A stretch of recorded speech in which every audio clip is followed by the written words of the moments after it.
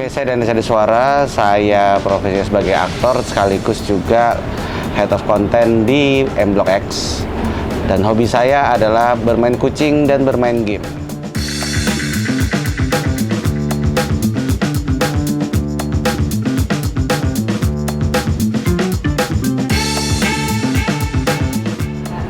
Film ADC bisa bilang menjadi pembuka karir saya ya, dan saya senang banget bisa diajak bekerja sama dengan para teman-teman yang baru tapi juga berbakat, terus juga kru yang berbakat, sutradara yang sangat-sangat luar biasa. Dan disitulah saya belajar bahwa yang namanya film itu pada dasarnya adalah sebuah proses kolaboratif storytelling. Dan makanya sebagai seseorang yang suka bercerita, saya jadi ketagihan deh.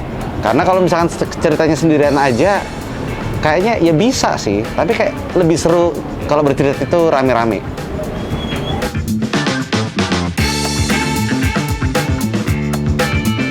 Lebih enak mana ya? Apakah jadi aktor atau jadi sutradara?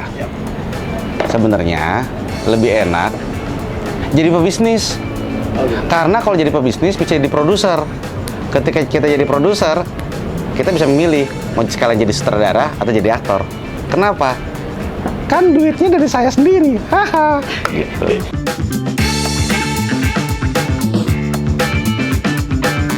Oke, ini pertanyaan bagus, tapi singkatnya banyak obstacle tidak hanya dari segi karir dan kualitas saja, tapi juga dari mindset.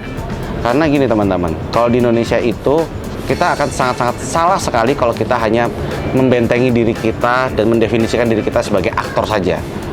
Sebagai seseorang pekerja seni, harusnya kita bisa lebih fleksibel untuk bisa berkolaborasi baik dengan sesama aktor, sesama filmmaker, dan bahkan orang-orang yang berbeda disiplin dari kita, berbeda pekerjaan dari kita. Itu penting banget.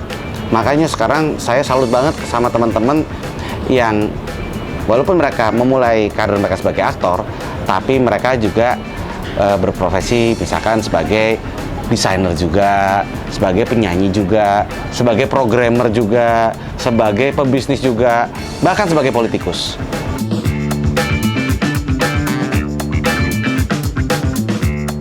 Pertama adalah kemampuan mendengar yang baik dan kemampuan bercerita yang baik. Karena ketika kita menjadi sutradara, kita tidak serta-merta menerjemahkan lembaran naskah menjadi sebuah tayangan visual. Tapi sebelum itu kan banyak prosesnya.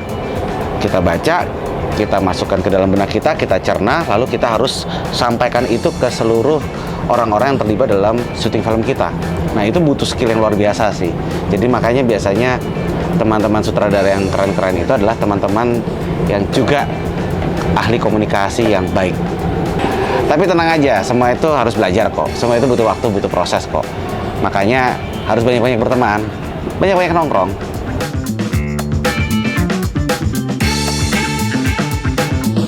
Kuncinya di sini adalah selalu berinovasi, ya. Bekerja keras saja itu nggak cukup.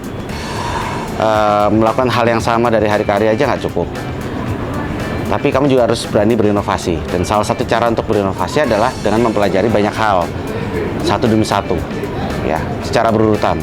Terserah, yang tahu urutannya itu kamu sendiri. Dan harus berani yang namanya trial and error. Oh ya, ada satu lagi deh. Kalau di Indonesia harus tahan sama hujatan netizen. Wow.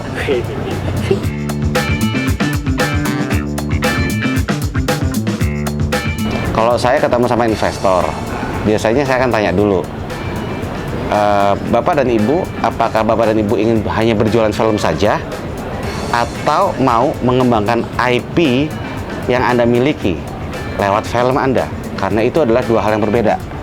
Kalau dia pengen cuma bikin film lalu jualan film saja, belum tentu dia ingin mengembangkan intellectual property-nya. Berbeda dengan orang-orang yang memang pengen mengembangkan intellectual property.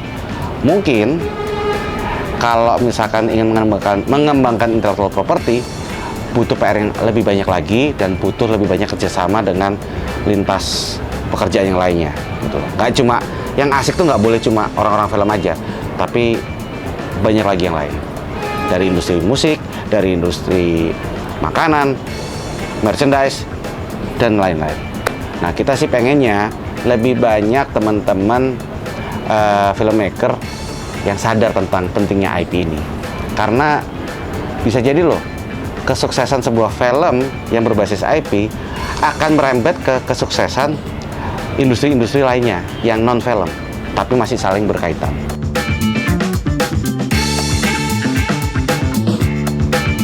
Oh nih ya, lo dengerin ya, 3 film Indonesia yang terakhir saya tonton ya. 3 film Indonesia yang terakhir saya tonton. Oke. Pemandi Jenazah. Ronggeng Kematian. Loh, beneran ada. Dan ini baru saja beli tiket buat Siksa Kubur. Wah, kok horor semua? Hai teman-teman, ingat, horor Indonesia adalah salah satu ekspor terbaik bangsa Indonesia. Ya iya loh, buktinya Thailand kalah. Hihi.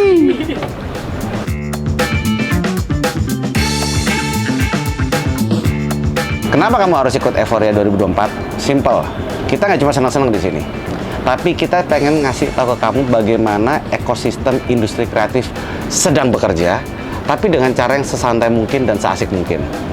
Dan kita pengen banget kamu jadi bagiannya. Kalau kamu merasa dirimu kreatif, tapi juga pengen belajar bisnis industri kreatif, aku punya acara yang cocok buat kamu. Namanya Euphoria 2024. Ayo, ikutan. Yang nggak ikutan pindah agama. Oke.